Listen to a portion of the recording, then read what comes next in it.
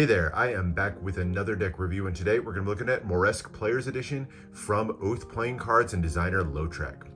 Now, as is typical of Lotrek, in pursuit of perfection for collectors out there were a couple of delays in getting this one out, but they're finally getting into the hands of collectors everywhere.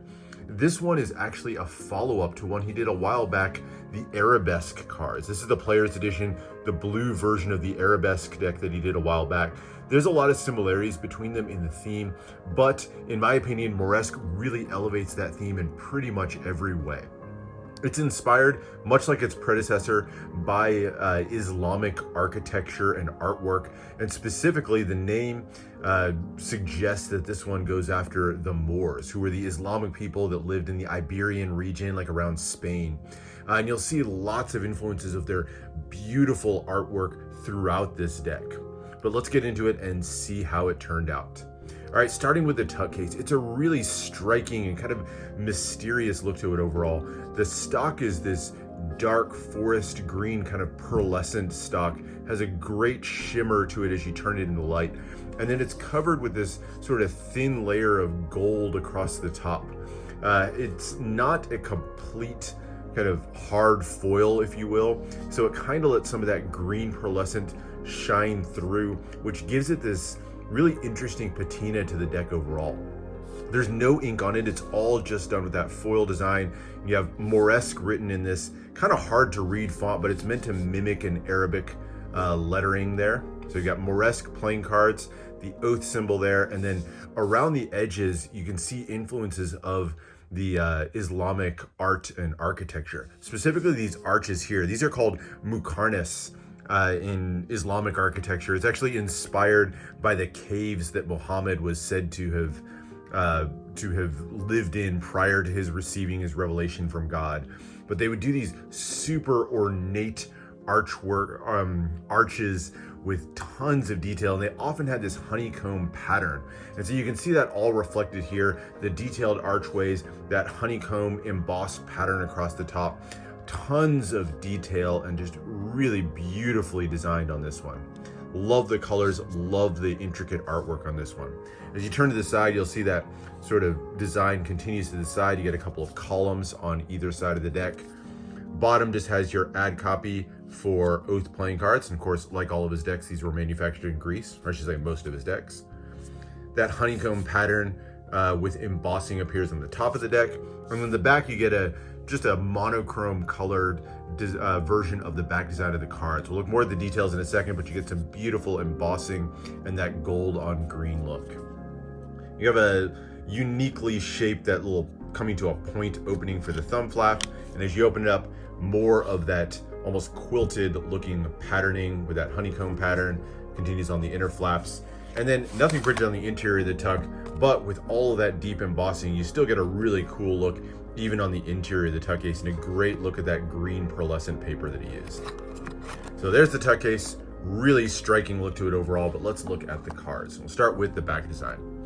And here it is. So it's a mixture of kind of that gold color along with really bright silver metallics, and a little bit of green in there, just kind of as an accent color.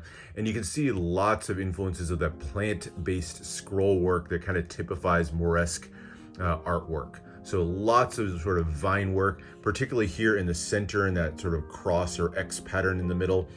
Beautiful symmetrical design, and then lots of borders and scroll work extending all the way out. Kind of gives the look of like an ornamental carpet or something like that that you'd see in the area. Finishes out with a nice thin white poker border, and when you turn it into the light, that silver just really shines. So did a great job on this one. I really like the back design. Love that it's a two-way back design as well. All right, now extra cards you get a pair of jokers, and you can see that really interesting Arabic style font that he uses on these. So it's kind of like a single tile, more of that beautiful vine work and detailing around it. In the middle, you've got Joker on the sort of black and the red version of it, heavily accented with those silver metallics, and then the small Oath logo at the top. One of them has the Oath playing cards ad copy at the bottom. The other one just says 2021, when of course the deck was produced. So there's your two jokers. You do get a couple of gaff cards on this one, so you get a double backer. Always like getting that, and a blank facer, which, given that this isn't particularly a Magic deck, not sure I needed the blank facer, but I do like the double backer. All right, now into the main deck. We'll start with the aces. So the ace of spades is, like most decks, the power ace. You've got Moresque and premium quality, large spade pip in the middle, black accents against that heavy use of silver metallics. But what I really like about this one is that background. You get kind of an orangish yellow gradient that, as you turn in the light, you can see the silver patterning. It's a really subtle look to it. So when you look at it head on, you almost can't see the silver, or it looks kind of faded in the background. But as you turn it into the light, you can see that beautiful pattern just comes out on this one. Finishes out with that kind of vine work inspired border around the edge, mixtures of gold, black, and then of course heavy use of the silver foil as well, or silver metallic ink, I should say. The pip and index in the corner, so you get a nice custom pip in the corner, and then the index kind of follows with that really unique font, which I like it thematically, but as a player's edition deck, that's definitely a little bit harder to read. I mean, certainly I know it's an ace, I can tell it's an A, but it takes a second. Your mind kind of has to get into it. So I wish you'd use kind of a little bit more standard of a font, but thematically, I think it just fits well with the deck. One other thing I'll point out here, and this kind of shows something that I like, and and at times kind of don't like as much about metallic inks on these. So you'll see here the index in the corner is sort of bordered by the silver ink, which to me kind of helps or makes it get lost a little bit when you turn in the light. Like when you look at this head on, sometimes that silver can kind of shine and disappear into the white, which makes this index look a little bit thinner. I kind of prefer it when the silver is bordered on the outside with black, like it is here in the border. Helps it, the silver still shines, but you still get a little bit of the feel of the overall shape. That makes sense. So kind of wish that it had been reversed, maybe silver on the inside and black on the outside, but it's still a really nice look to it overall. The other three aces all have that same background. All the number cards, in fact, have the same background in the side. Obviously, the red cards replace that black with that deep crimson color. Custom pips in the center. Unlike the large spade pip, the other three all just have much smaller and simpler, but still very custom pips in the middle. So there's your four aces. Into the number cards, and you get a good look at those custom pips. Once again, that same background with that beautiful silver pattern in the back with the circles and kind of flowing pattern in the back. But all the number cards, pretty standard layout to the pips in the center, that sort of carpet tile, if you will. But I really like the custom pips on these.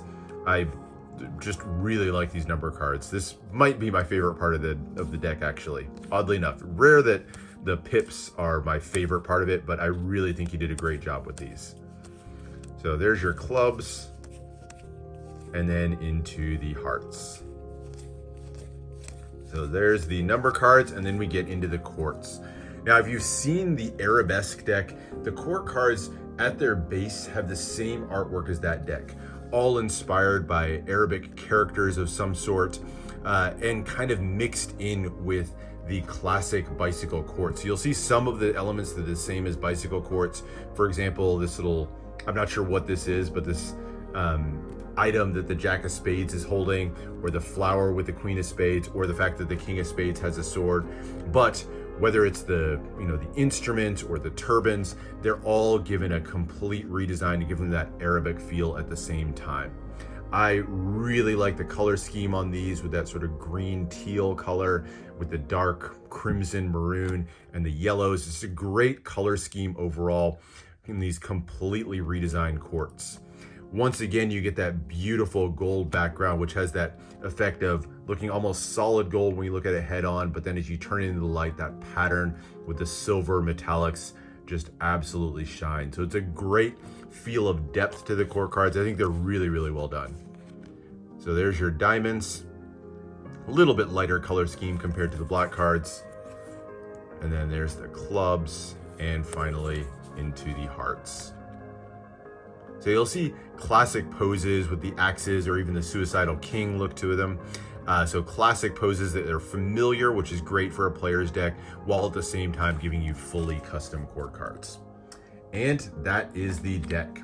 Now, one of the other interesting things about this, so often one of the biggest criticisms of Lotrek's decks is the handling. His decks are all about art, not about handling, but this is actually the first one that I know of that he's done using his Maestro finish on a thinner stock. So very thin cards, feel a little bit like expert cards, still a little bit stiffer if you felt like expert cards, but these actually handle really well compared to pretty much any deck that we've seen from him. They're not quite as good as like a USPCC or a Cardamundi deck, but compared to other Oath decks, these are outstanding handling. So kudos to Lotrek for really starting to up the game on the stock that he's used to create a kind of more functional and usable deck, and not just an art deck. Now that said, I think first and foremost, this is still going to be an art deck. But it is a player's edition, and I think it's one that, whether it's the handling or the sort of classic feel to the courts and all that, you know, this would actually be a pretty good usable deck. Only thing really that holds it back in my mind are those sort of custom fonts on the pips or on the indices in the corner that make it a little bit harder to read. But overall, once you adjust to that, I think this would be a great deck to use for gameplay as well. But anyway, that's it for now. That is the look at the Moresque playing cards from Oath. Really great, beautiful design, and a follow-up that I think improves in every way on the Arabesque cards from a while back. So definitely go pick these up if you get a chance. I highly recommend them. I think it's a great deck of cards. Anyway, that's it for now. Thanks for watching. Make sure to subscribe for more deck reviews and unboxings. Let me know what else you want to see, and I'll see you for the next one.